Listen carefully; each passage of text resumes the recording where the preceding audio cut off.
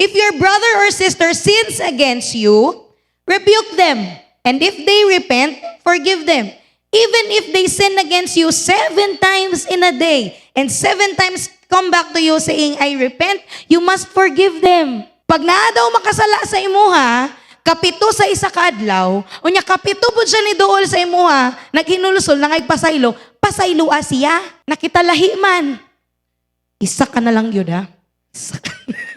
Unsay tubag sa mga disciples sa verse 5, ingon siya, the apostle said to the Lord, increase our faith. Nagisgot silang forgiveness, unya ang pagampo sa mga disciples, increase our faith. Nga naman nga mauna ang tubag sa mga disciples because forgiveness is an act of faith. Diba? Faith is anchored to the unseen. Hebrews 11:1. Dili nimo makita, wala kay kapasikaran sa imong gituhuan, but still you believe. Igsulsultian ka, ang kausaban sa tao, dili makita dayon. Pag mo pasaylo ka, it's an act of faith. Nga naman, because bisag ang makita nimo ang iyang mali, pero apan sa imong sulod, nagtuo lang gihapon ka nga pwedeng mabago ning tawhana.